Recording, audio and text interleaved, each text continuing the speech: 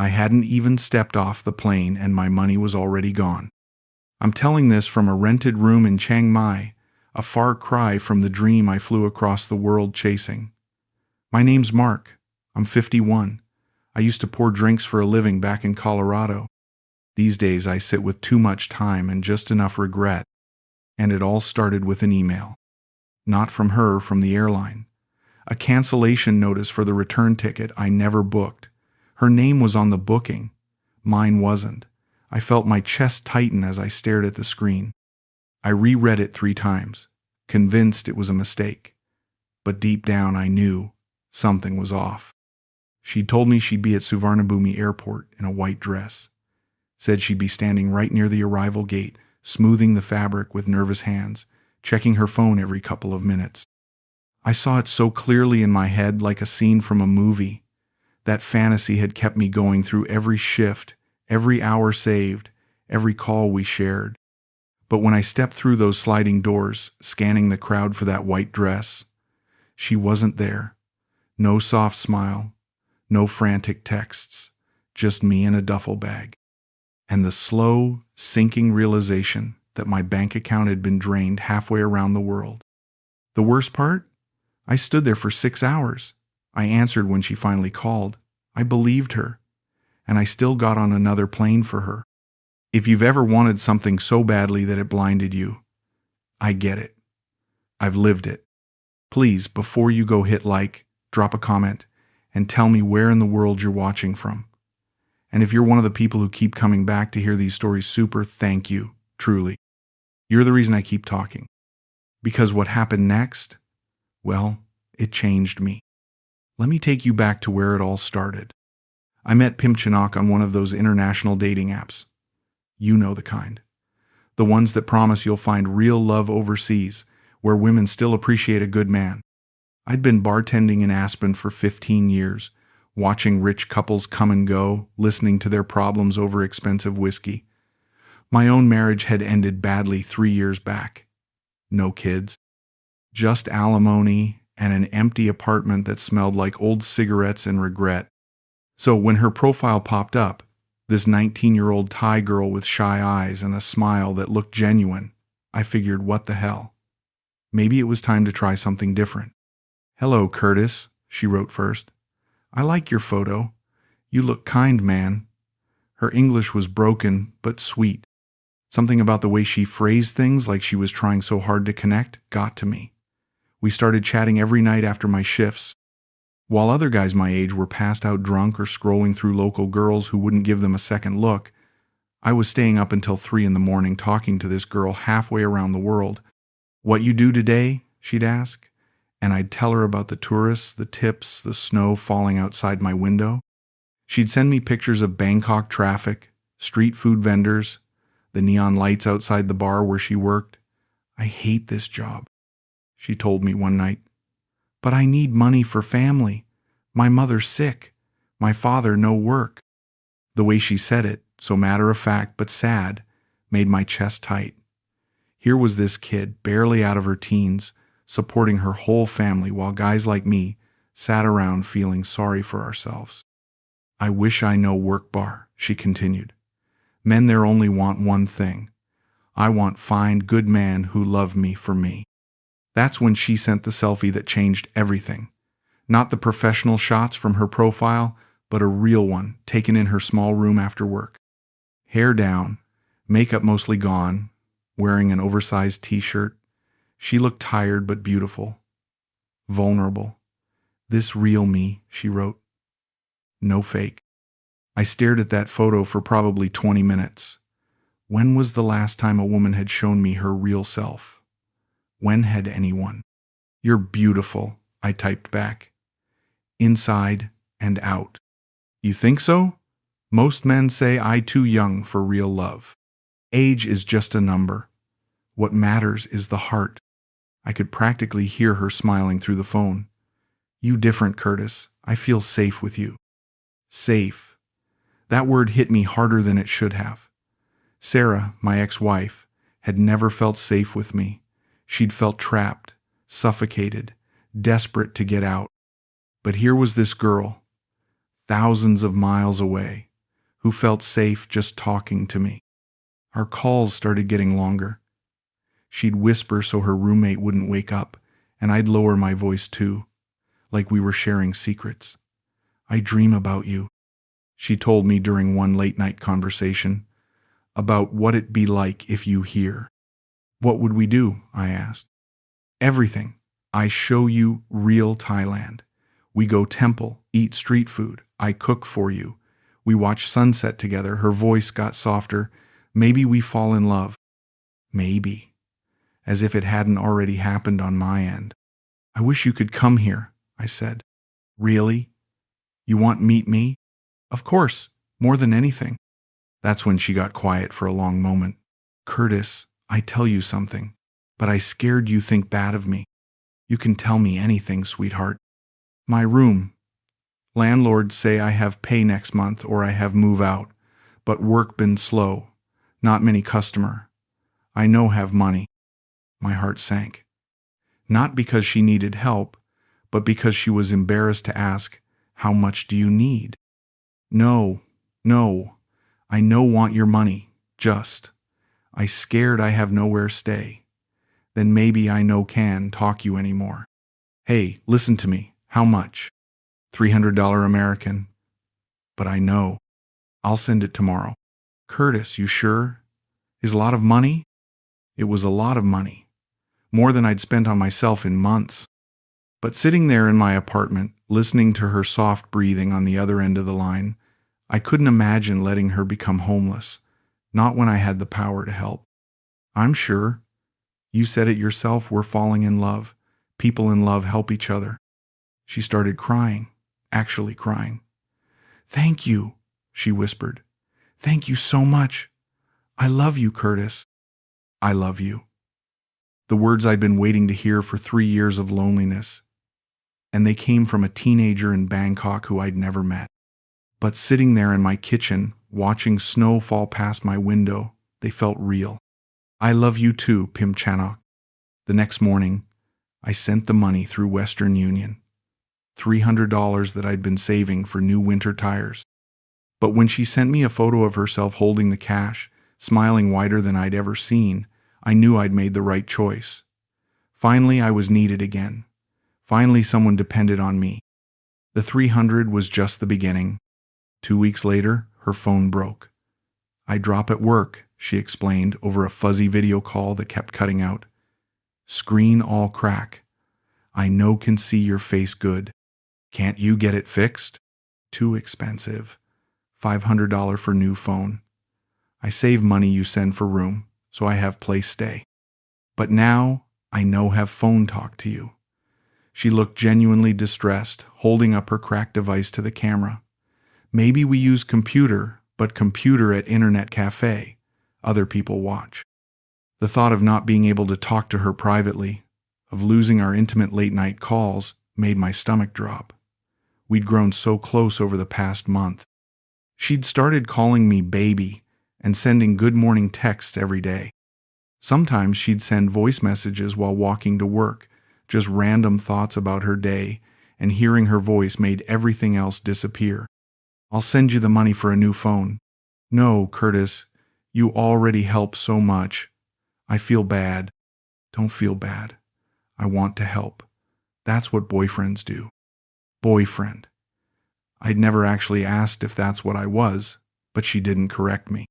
"You sure? I pay you back when I can." "You don't need to pay me back. Just promise me you'll be careful with this one." She laughed, that musical giggle that made my chest warm. "I promise I'd be so careful, like holding baby." I sent the 500 that afternoon. My savings account was getting thin, but every time I hesitated, I remembered her voice calling me baby, the way she'd gotten shy when I told her she was beautiful. Besides, I was 51 years old and had nothing to show for it except a job that anyone could do and an apartment full of furniture my ex-wife had left behind. If I could make this incredible girl happy, if I could be her hero, wasn't that worth something? The new phone brought new problems. Now she could send photos all day, but most of them made my heart race in ways that probably weren't healthy. "You like?" She'd ask after sending a selfie in her work outfit, knee shorts, and a crop top that barely covered anything. "You're gorgeous, but I hate that other men see you dressed like that. Is just work. I no want them look at me. Only you. Then maybe you should think about quitting." I want to quit, but how I live, how I eat. The answer was obvious, even if I didn't want to admit it.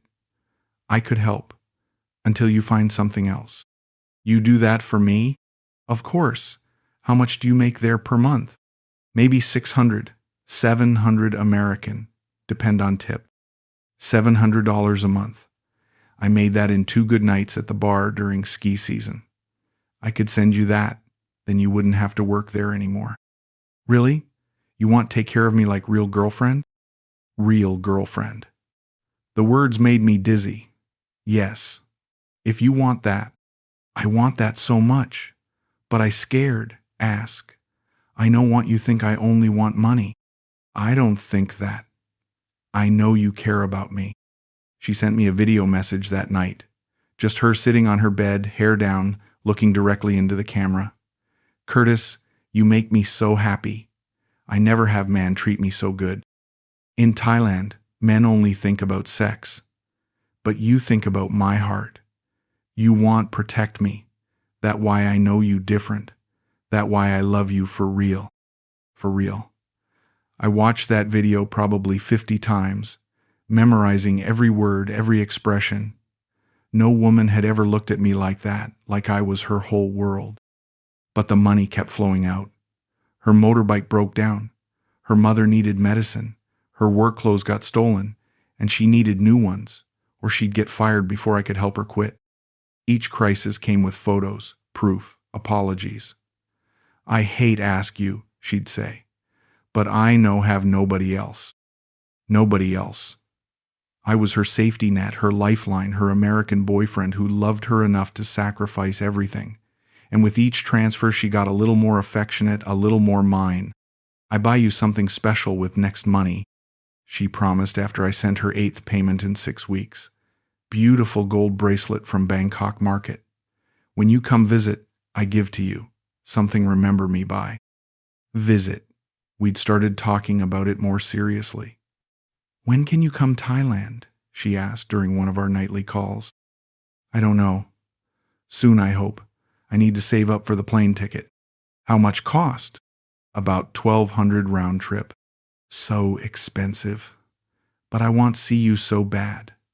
I dream about kiss you for real." Kiss me for real. The fantasy had been building in my head for weeks. Meeting her at the airport, holding her for the first time, seeing if what we had online could translate to something physical. I'd started looking at flights obsessively, calculating how long it would take to save up if I stopped sending her so much money. "Maybe I save money too," she offered. "I put aside little bit each week." "No, you use your money for living expenses. This is my responsibility. You so good to me, I lucky girl." Lucky. I was the lucky one. At 51, I'd found someone who appreciated me, who needed me, who loved me despite never having met me in person. My buddies at work thought I was crazy. "You're getting scammed," my manager Dave told me one night after I'd mentioned sending money to Thailand. "It's not a scam. I know her." "You know her? Have you video chatted?" "Of course." "Okay. Have you seen her in person doing something that proves she's real? Like holding up a sign with your name?" I hadn't asked her to do that. It seemed insulting, like I didn't trust her. "She's real, Dave. We talk every day. So do phone sex operators." "Look, I'm not trying to crush your dreams, but young Thai girls don't usually fall in love with middle-aged American bartenders they've never met." His words stung because part of me wondered the same thing. But then Pimchanak would send me a good morning message, or call me crying because she missed me, or tell me about her day in that sweet broken English, and all my doubts would evaporate. This was real. What we had was special. 2 months in, I'd sent her almost $4,000. My credit cards were maxed out, my savings gone. But I had a plane ticket to Bangkok and a girl who loved me waiting on the other side of the world. For the first time in years, I had something to look forward to. The flight to Bangkok was the longest 13 hours of my life, not because of the cramped seats or the screaming babies, but because I couldn't stop thinking about seeing Pimchonok for the first time. I'd packed carefully nice clothes, cologne, the gold watch my father had left me. I wanted to look like the man she'd fallen in love with, not some desperate middle-aged tourist. "I be at airport with white dress," she'd texted me the night before. "I so nervous and excited. What if you no like me in person?" "That's impossible," I'd replied. "I already love you." "I love you too. See you tomorrow, baby." Baby. Even through my exhaustion and jet lag, that word made my heart race. In less than an hour, I'd finally hold the woman who'd been my entire world for the past 2 months. But walking through customs at Suvarnabhumi Airport, scanning the crowd of people waiting behind the barriers, I didn't see her. No white dress, no nervous smile, just hundreds of strangers holding signs with other people's names. I checked my phone. No messages. The time difference had always confused me, but I was sure she knew when I was landing. We'd talked about it for weeks. I waited by the arrivals board, checking my phone every few minutes. Groups of tourists got picked up by tour guides, families reunited with hugs and tears, businessmen walked briskly toward waiting cars. But no Pimchonok. After an hour, I sent her a message. "I'm here, looking for you." No response. 2 hours. Did something happen? I'm still at the airport. Nothing. 3 hours in, a security guard approached me. "Sir, you okay? You've been standing here long time." "I'm waiting for someone, my girlfriend. She's supposed to pick me up."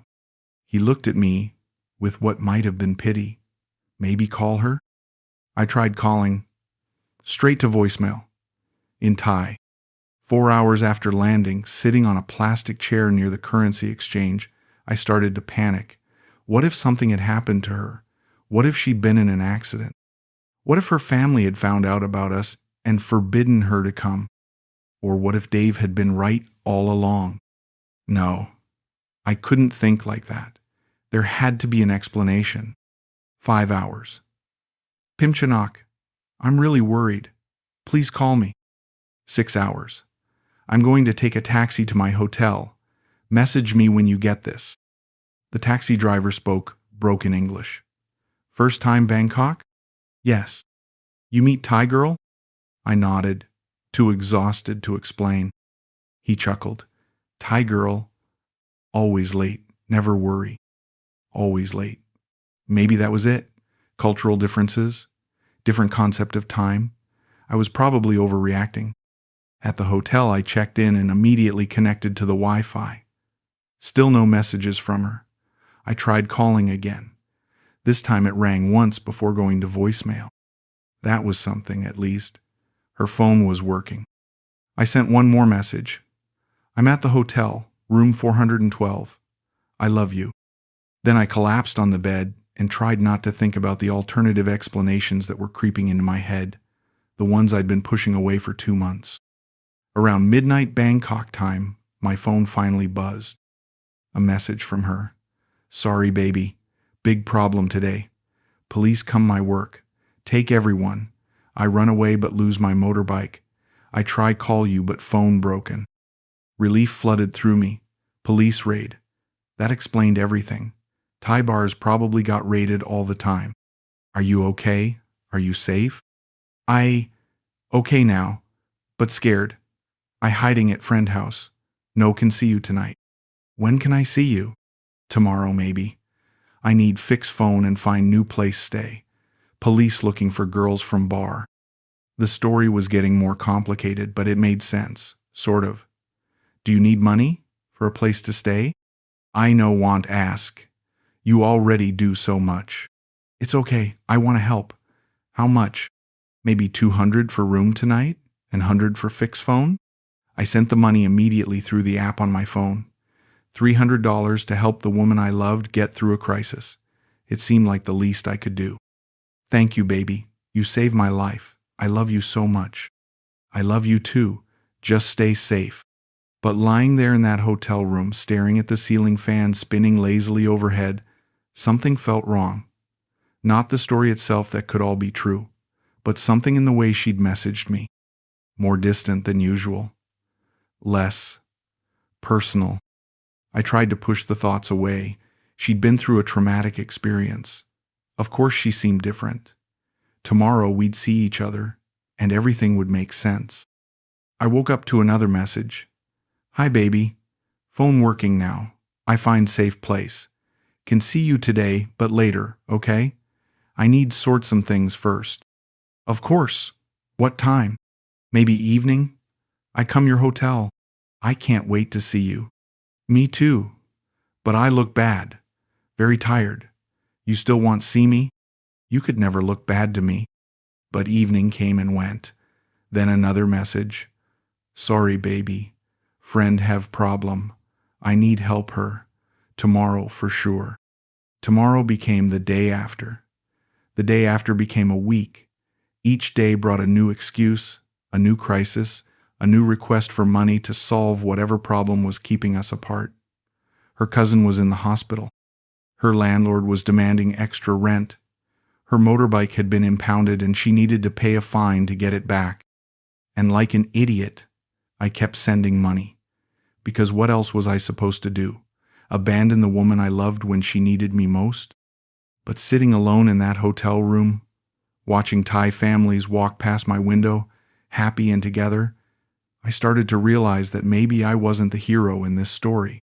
Maybe I was just the mark. On my 8th day in Bangkok, she finally came to see me. I was sitting in the hotel lobby, same as I had every evening for a week, when I saw her walk through the sliding glass doors. But this wasn't the girl from the photos. This wasn't the sweet, shy teenager who'd whispered to me over video calls for 2 months. This was someone harder, older, somehow, despite being 19. Her hair was different, shorter, bleached.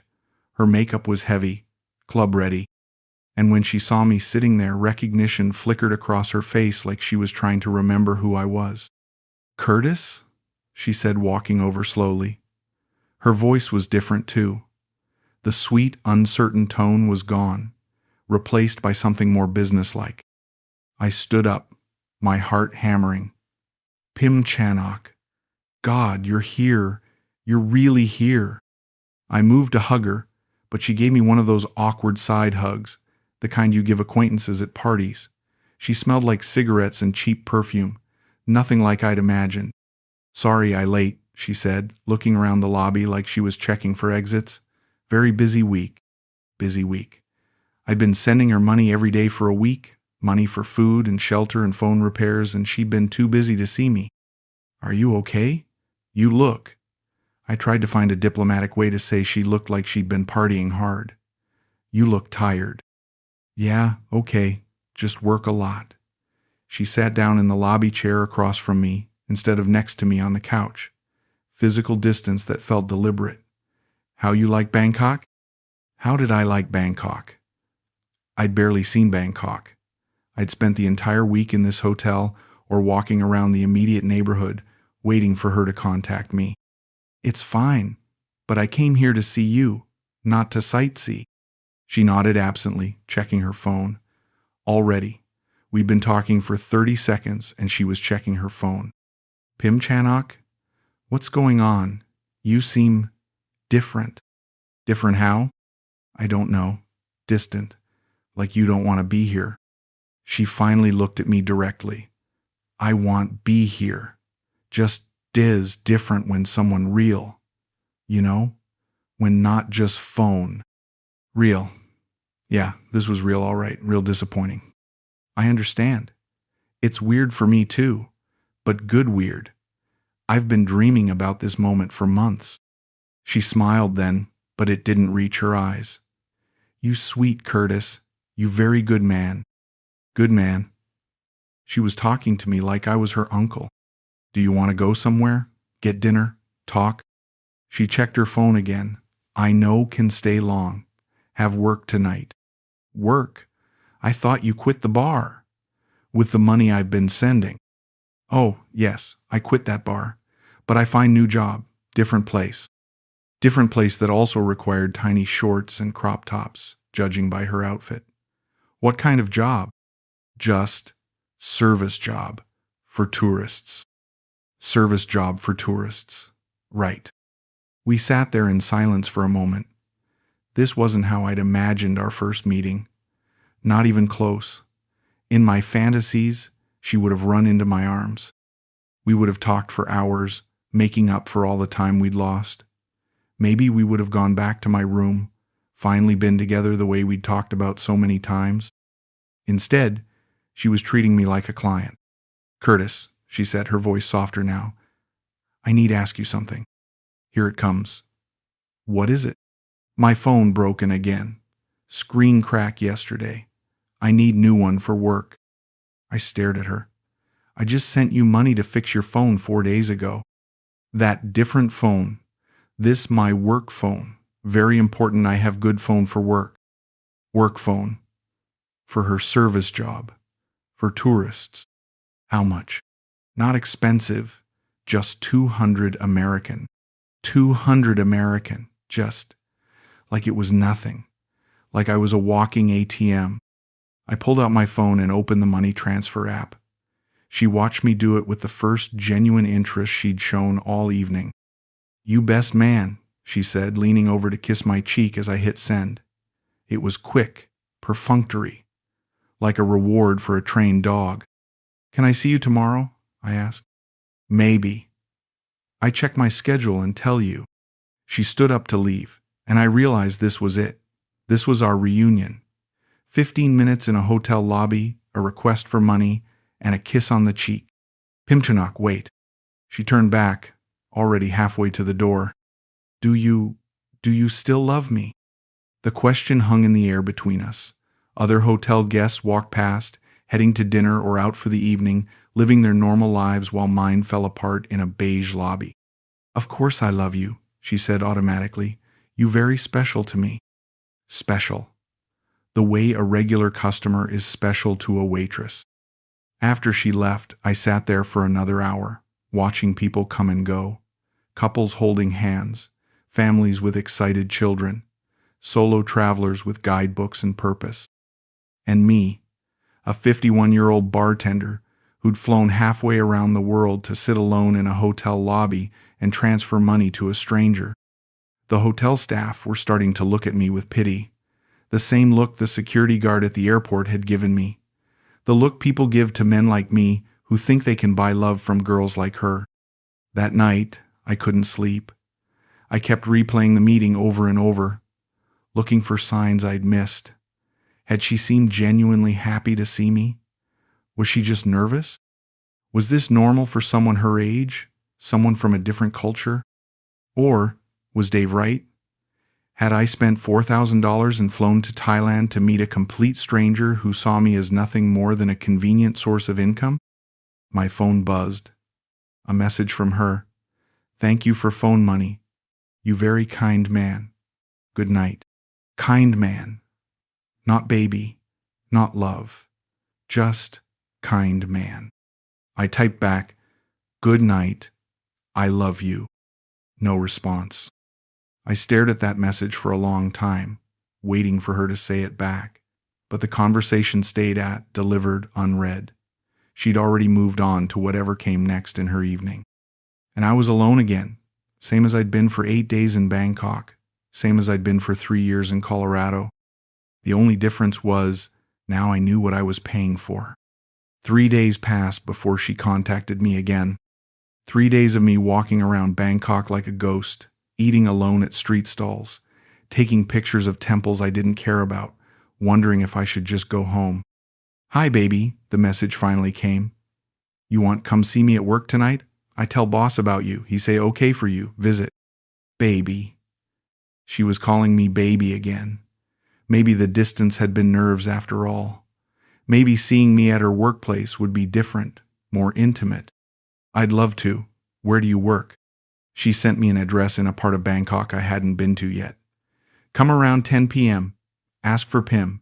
Everyone know me there." Pim. She'd never told me people called her Pim. I took a taxi to the address, which turned out to be a neon-lit strip of bars and clubs in what was obviously a red light district. The streets were crowded with Western men my age and older, most of them with Thai girls young enough to be their daughters. The girls giggled and clung to their arms while the men bought them drinks and fumbled with translation apps. I felt sick to my stomach. The bar Pimchinok worked at was called Lucky 7. Inside, it was exactly what I'd expected and hoped it wouldn't be. Loud music, flashing lights, girls in bikinis dancing on small stages while men threw money at them. I found a seat at the bar and asked the bartender for Pim. Pim? He was a middle-aged Thai man with gold teeth and tired eyes. You mean Nam? Maybe? Pim Chanak? He pointed to the far end of the bar. There, with farang customer. Farang customer. Foreign customer. I followed his finger and saw her, sitting close to a German-looking man in his 60s, laughing at something he was saying. Her hand was on his thigh. My vision blurred for a second. This was the girl I'd been sending money to for 2 months. The girl who'd told me she hated working at bars because men only wanted one thing from her. The girl who'd said I was different, that she felt safe with me. I sat there and watched her work. Because that's what it was, work. She knew exactly how to lean in, how to laugh, how to touch his arm at just the right moments. When he ordered another drink, she ordered one too. Some colorful cocktail that probably cost more than most people here made in a day. After about 20 minutes, she noticed me. Her eyes went wide for a split-second panic, maybe, or annoyance. Then she whispered something to the German man and walked over. Curtis, you came. She was smiling that practice smile again, the one that didn't reach her eyes. Yeah, I came, like you asked me to. You want drink? I want to talk to you.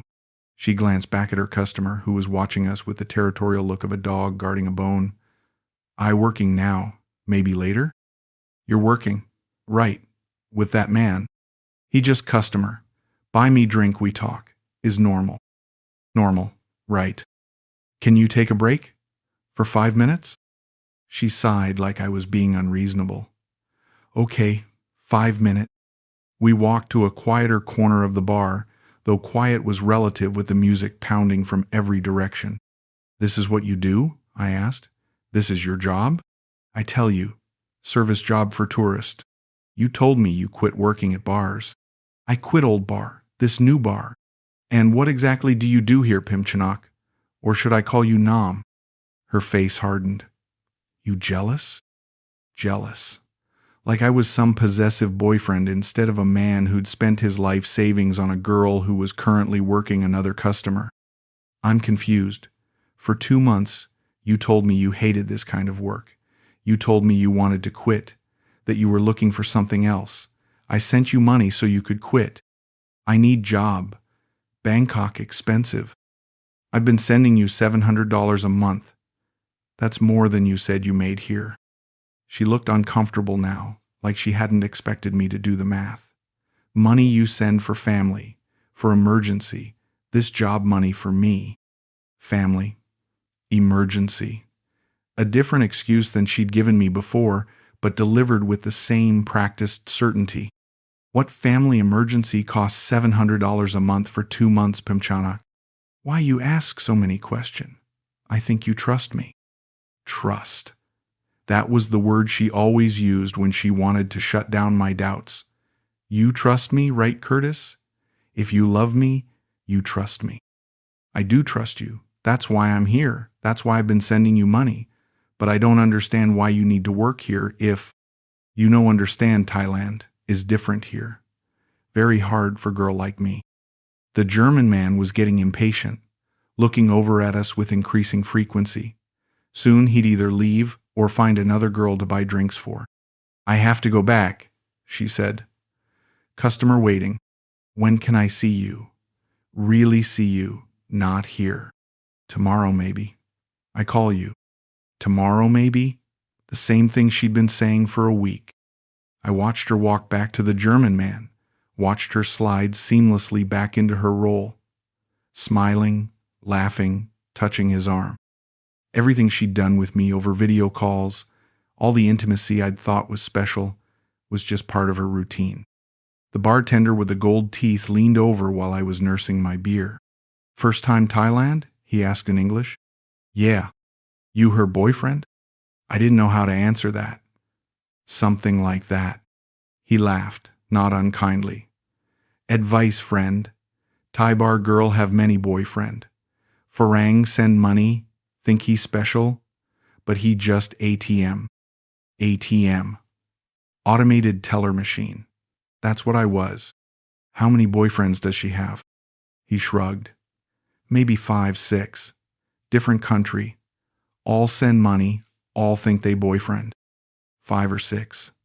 I wasn't special. I wasn't different. I was just customer number 3 or 4 in a rotation of lonely Western men sending money to a girl who would never love any of us. I finished my beer and left without saying goodbye to her. She was busy anyway, leaning against the German man, laughing at his stories, probably telling him the same thing she'd told me, about how different he was, about how safe she felt with him. Walking back through the neon-lit streets, past all the other middle-aged Western men with their temporary girlfriends, I finally understood what I was. Not a romantic hero flying across the world for love. Not even a customer, really. I was a mark. A convenient, gullible mark who'd paid for a fantasy that was never real in the first place. But even knowing that, even seeing it with my own eyes, I still couldn't quite let go, because admitting I'd been scammed meant admitting that the best thing that had happened to me in years was a lie. And I wasn't ready for that truth yet. My phone buzzed with a message from her. Sorry, have to work late tonight. Customer want party. Maybe see you tomorrow? Customer want party. She was leaving with the German man. I typed back, have fun. Then I went back to my hotel room and tried to figure out what the hell I was supposed to do next. I should have left Thailand the next morning, booked a flight home, cut my losses, accepted that I'd been played by a professional. Instead, I went back to Lucky 7. I told myself I was going to confront her, to demand the truth. But really, I think I was hoping she'd explain everything away, give me a story I could believe that would make this all okay. She wasn't there. Pim no work today, the bartender with the gold teeth told me. Maybe tomorrow. So I sat at the bar and drank overpriced beer while watching other men make the same mistakes I'd made. They bought drinks for girls who couldn't have been older than 20, listened to sob stories about sick mothers and broken motorbikes, promised to send money when they got back to Germany or Australia or wherever they'd come from. The girls were all variations on the same theme. Sweet voices, shy smiles, just enough vulnerability to make middle-aged men feel protective. And it worked, every time. You back again, the voice came from behind me. I turned around to see a Thai woman, maybe 25, with short hair and intelligent eyes. She wasn't dressed like the other girls, hair jeans and a normal t-shirt instead of club wear. Do I know you? I work here sometimes. I see you yesterday looking for Pim. She sat down on the stool next to me without being invited. You? Her farang boyfriend? I don't know what I am. She laughed, but not mockingly. You confused. I understand. Mind if I sit? I gestured to the stool she was already occupying. Go ahead. I'm Dao, Pim's friend. Sometimes work together. Friend. In a place like this, I wasn't sure what that meant. She's not here today. I know. She with Thai boyfriend. The words hit me like a physical blow. Thai boyfriend? Dao studied my face, probably reading the shock and hurt there. You know about Kai? No. I don't know about Kai. She pulled out her phone and scrolled through photos. Here, this from last week. The photo showed Pimchinakasing, a young Thai man on a motorbike. She was wearing the same outfit she'd worn to meet me at the hotel. Her arms were wrapped around him like she meant it, like she loved him. They together 2 year, Dao said quietly. Live together. He work construction, she work here. Both support his family. 2 years. While I'd been falling in love with her over late-night phone calls, she'd been living with another man. While I'd been sending money for her rent and her phone and her emergencies, she'd been playing house with someone else. Why are you telling me this? Because I like you. You seem like good man. And Pim, she good girl. But she no understand what she doing to people like you. People like me. Foreign men who think bar girl love them for real. Happen all the time. Girl need money so she make boyfriend online. Send sweet message, sexy photo. Man send money, think he special. But girl just doing job. So I'm just a job to her. You ATM? Dow said bluntly. She tell me about you. American man who send money every week, never complain, always believe her story. She say you very kind, very, how you say, naive? Naive. That stung worse than ATM somehow. How many others are there? For Pim? Maybe 4, 5. She show me message sometimes. All Sam lonely foreign man, send money, think they in love. 4 or 5. I wasn't even her only American. I was just one source of income among several. Does she ever talk about coming to America? About us being together? Dow shook her head. She never leave Thailand. Never leave Kai. This just business for her. Business. 2 months of my life, $4,000 of my savings, a trip halfway around the world, all business. You want see more photo? Dow asked gently. I should have said no. I should have walked away right then. But I needed to see the truth, all of it. She scrolled through more pictures. Pim Chinak and Kai at a temple, making offerings together. At a street food stall, sharing noodles. On a beach somewhere, his arms around her waist while she laughed at something off camera. In every photo, she looked genuinely happy.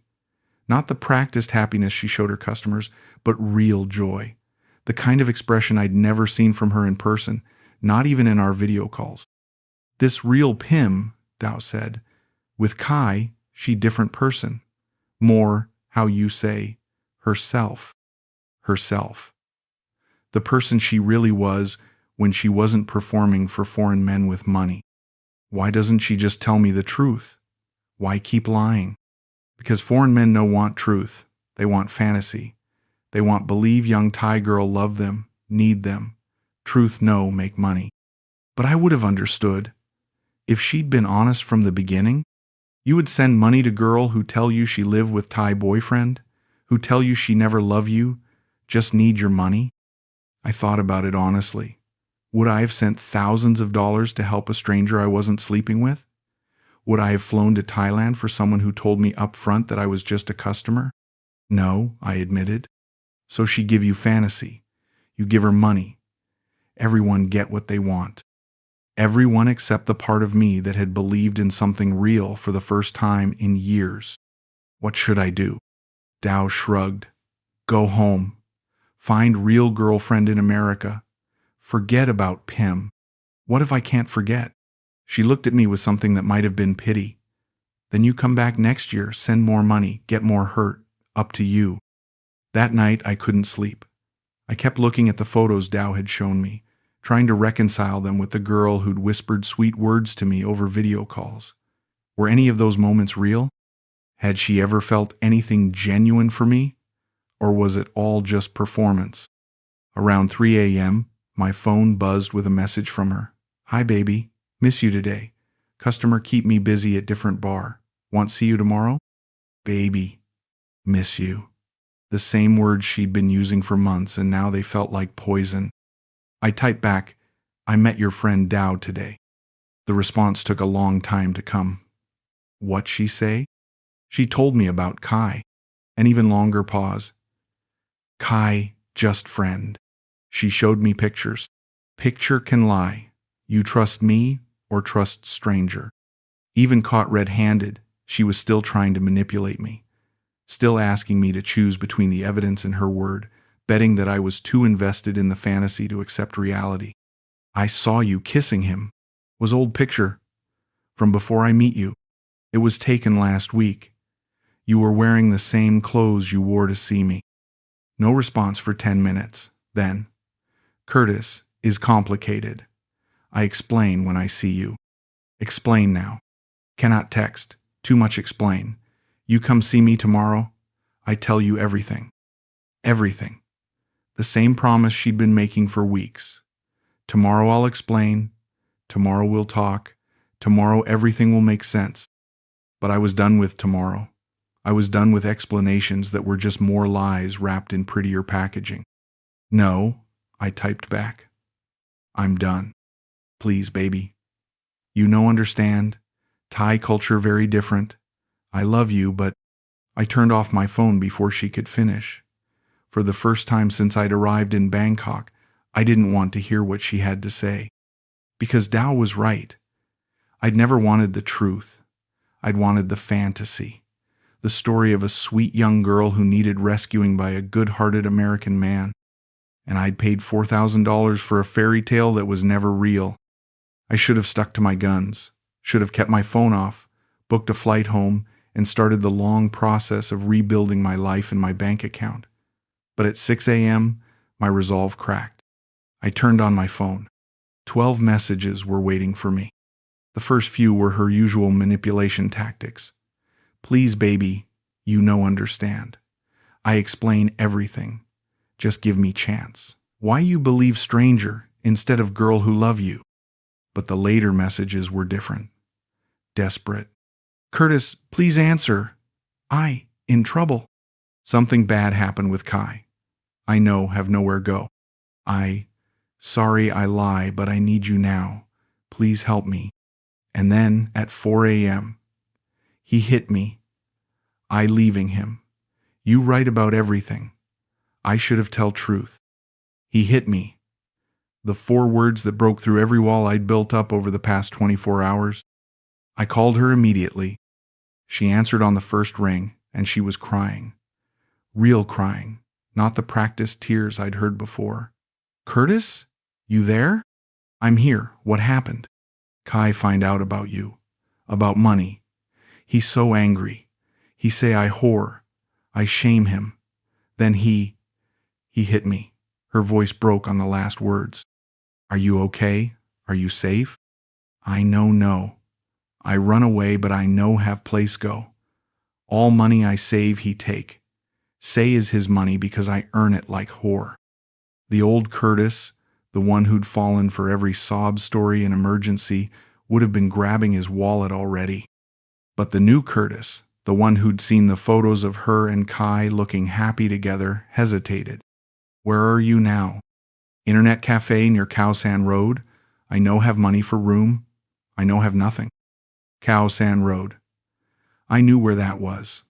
The backpacker district full of cheap hostels and internet cafes that stayed open all night. Pim Chanok, how do I know this isn't another lie? She was quiet for a moment, then said, You want I show you bruise? I send picture? No, I don't want pictures. Then what? What I need do for you, believe me. That was the question, wasn't it? What would it take?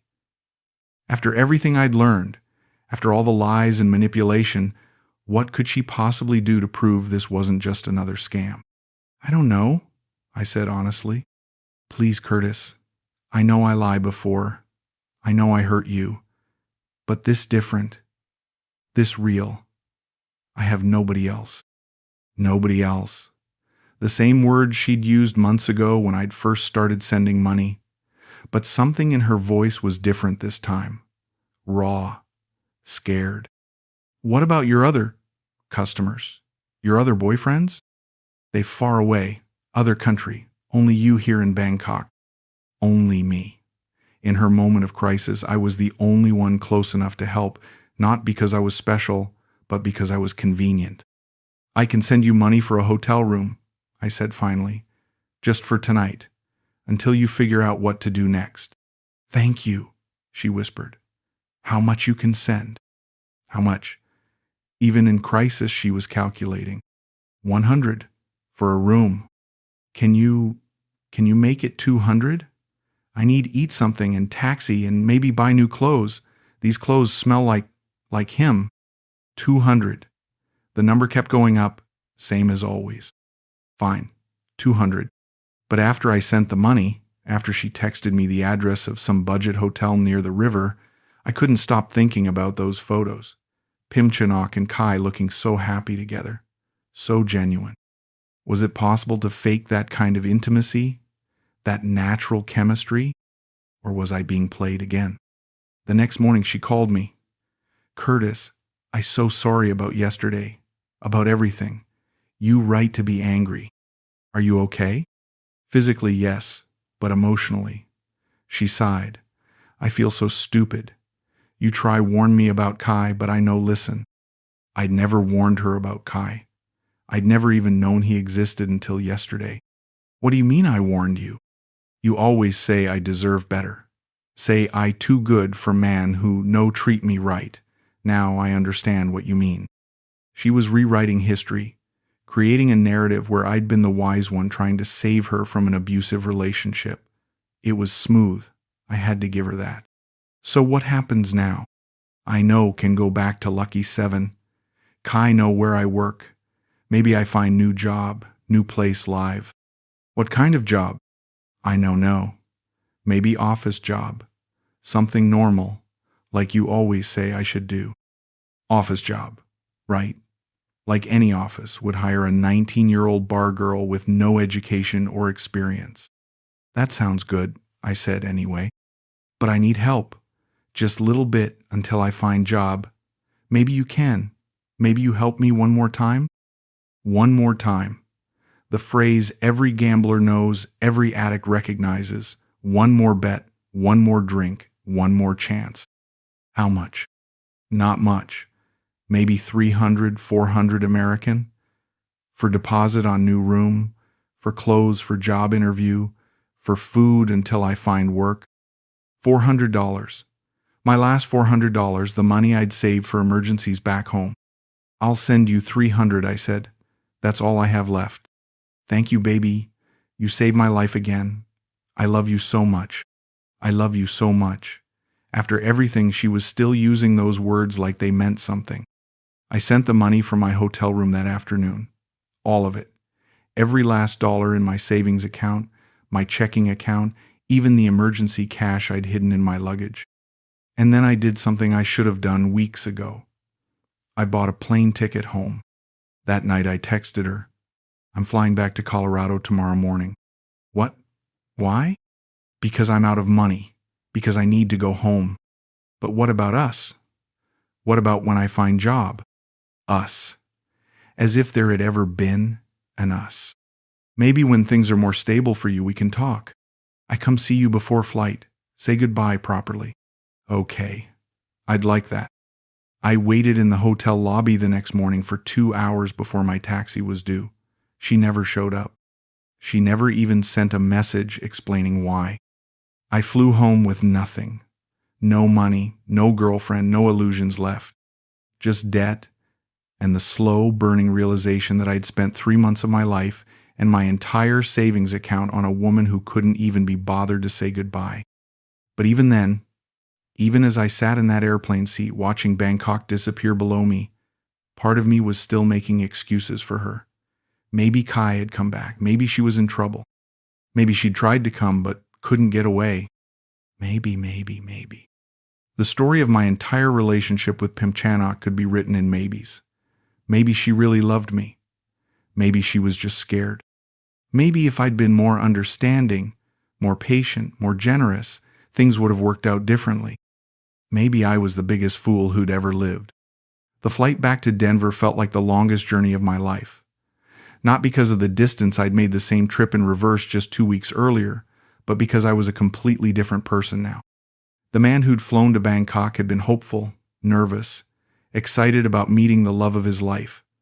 The man flying home was broke, humiliated, and finally, painfully awake.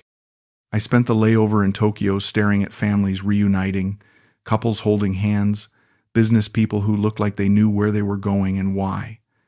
Everyone seemed to have a purpose except me.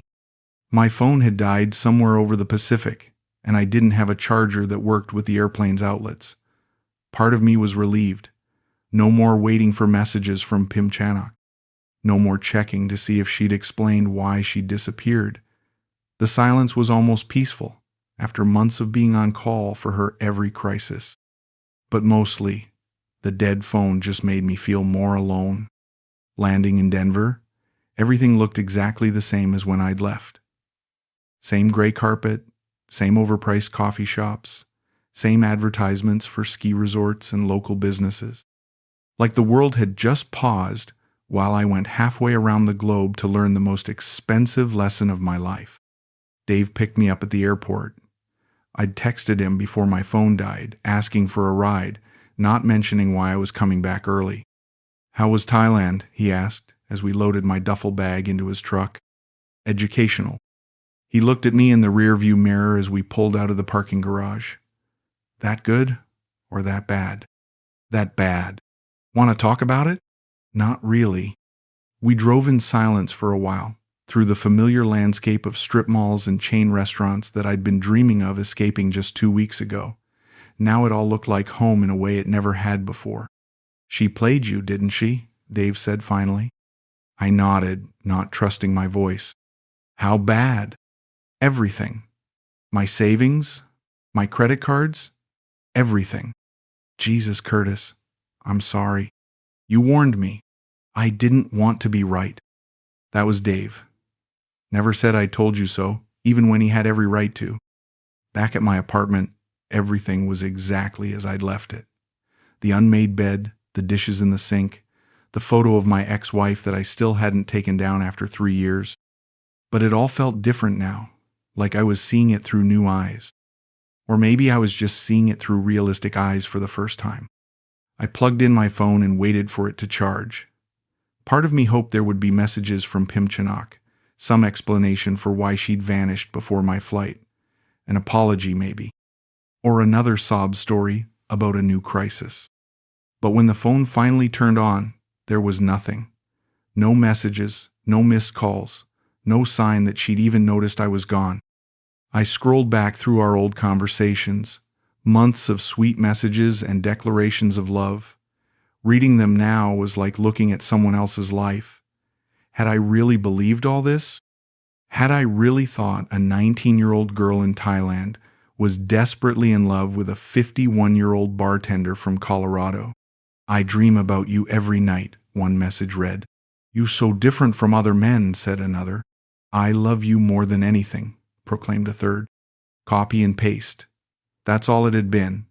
Copy and paste messages sent to however many other lonely men were paying her bills that month. I found the photos she'd sent me, the sweet selfies and sexy shots that had made me feel like the luckiest man alive. Now I wondered how many other phones these same photos lived on. How many other men had stared at that shy smile and thought they were looking at their future wife. But the worst part wasn't the photos or the messages. It was looking back at my own responses and seeing how desperate I'd been, how grateful for any scrap of attention, any hint of affection. Reading my own words was like watching a drowning man grab for a life preserver that was never really there. "You make me so happy," I'd written. "I can't wait to build a life with you," I'd said. "You're everything I've been looking for." Everything I'd been looking for. That was the real problem, wasn't it? I hadn't been looking for Pimchanack. I'd been looking for anyone who would make me feel needed again, wanted again, worthy again. She could have been anyone. The fact that she was young and pretty and foreign just made the fantasy easier to maintain. I'd been so lonely, so hungry for connection, that I'd convinced myself that paid attention was the same thing as love. The apartment felt smaller than it had before I left. The silence was heavier. Without the constant buzz of messages from Thailand, without the excitement of planning for a future that was never going to happen, I was left with just me and the reality of my actual life.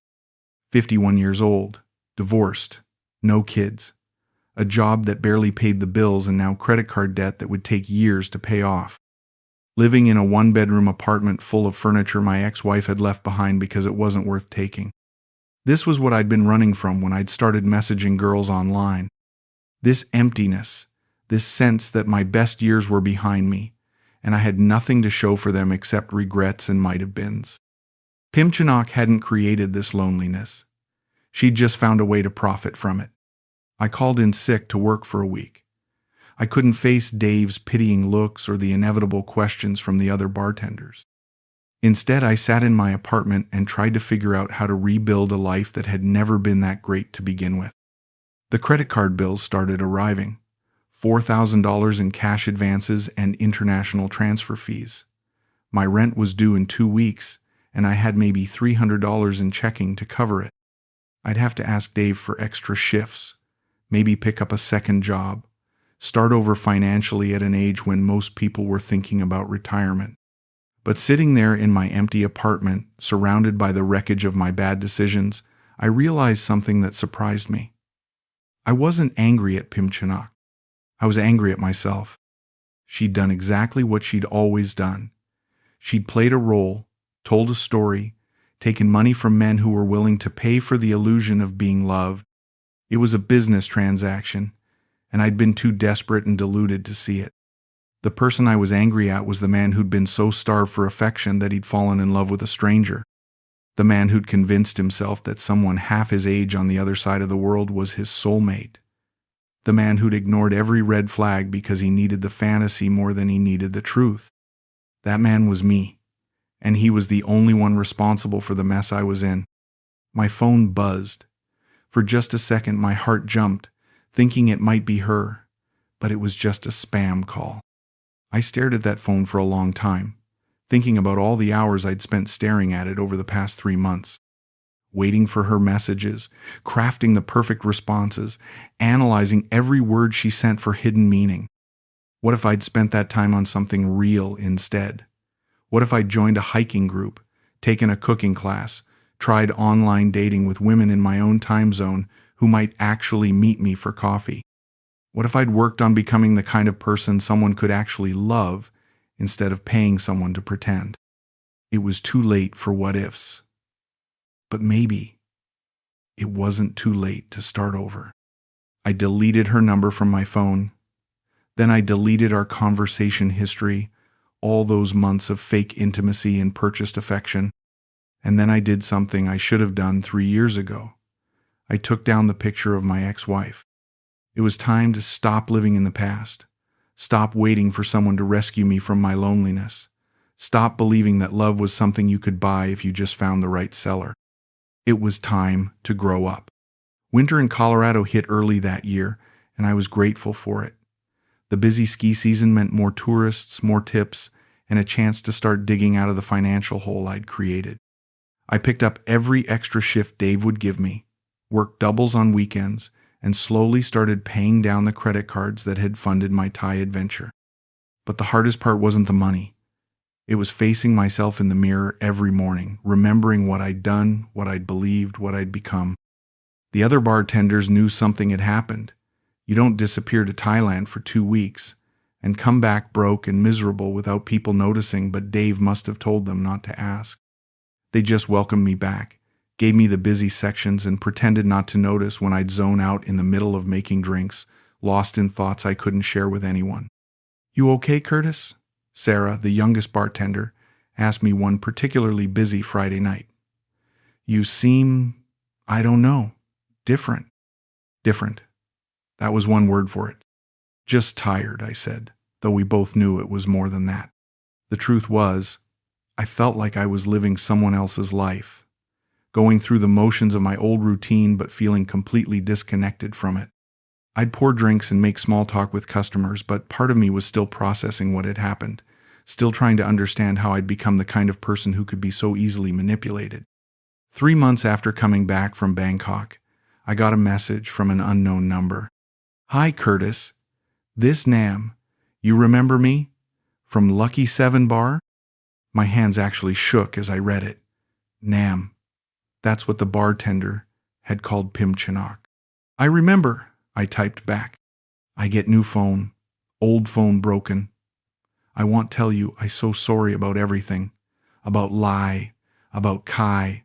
About everything. Sorry." After vanishing without a word, after taking the last of my money and disappearing, she was sorry. "Why are you contacting me?" "Because I miss you. Because I realize I make big mistake." I stared at that message for a long time. 6 months ago, those words would have made my heart race. I would have been ready to forgive everything, send more money, maybe even book another plane ticket. Now, they just made me sad. "What do you want, Pimchanack?" "Want talk to you. Want explain real story. Everything different now. I leave Kai for real this time. I have job in office now, like you always say I should do. Office job. The same lie she'd told me in Bangkok. I'm not sending you any more money. I no want money. I want you. I realize you only man who ever really loved me. Only man who ever really loved me. She was using the same playbook, pushing the same buttons. The only difference was that now I could see the strings. I don't love you, I typed. I loved an idea of you. A person who never existed. Please, Curtis, give me chance explain. I different person now. No. Just 5 minutes, let me call you. You hear my voice. You remember how good we were together. How good we were together. We'd never been together. We'd never even been in the same room except for that awkward meeting in the hotel lobby and the 10 minutes at the bar. I blocked the number. But she kept trying. New numbers, different messaging apps, even an email to my work address that I had no idea how she'd found. Each time, the story was slightly different. Kai was abusive. Kai was gone. She was pregnant and needed help. She was sick and needed surgery. She'd found Jesus and wanted to apologize.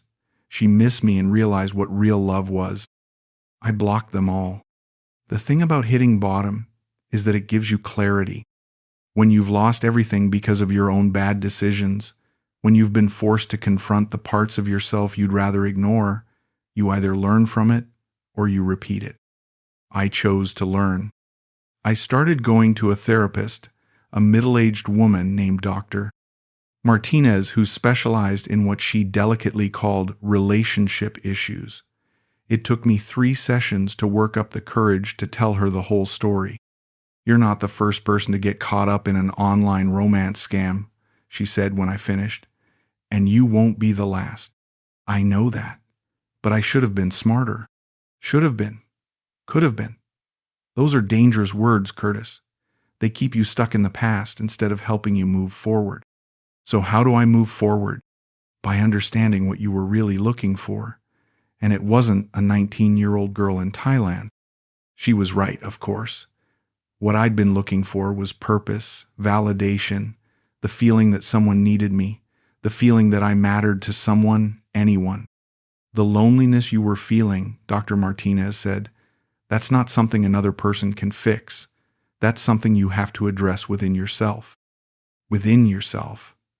The hardest place to look, because that's where all the uncomfortable truths live. Over the months that followed, I started to rebuild. Not just financially, though that was happening too, but emotionally. I joined a hiking group like I'd thought about doing before I'd gotten distracted by online fantasies. Started reading again, something I'd given up when all my free time went to messaging girls half my age. I even went on a few dates. Real dates. With women my own age, who lived within driving distance and had their own jobs and interests and lives. Women who weren't looking for a savior or a sponsor. Just companionship. It was different. Slower. Less dramatic. But real, in a way that my relationship with Pim Chinook had never been. One evening, almost a year after coming back from Thailand, I was cleaning out my closet and found the folder where I'd kept printed copies of our early conversations. I don't know why I'd printed them. Maybe I'd thought they were romantic keepsakes, evidence of our great love story. Reading them now was like looking at artifacts from someone else's life. You so special, man, she'd written. Different from other. I dream we together someday, she'd said. You, my prince, come save me, she'd declared. Prince. That's what I'd wanted to be. Not a middle-aged bartender with an unremarkable life, but a prince sweeping in to save the beautiful princess from her tower. But real life doesn't have princes and princesses. It just has people trying to make the best of their circumstances.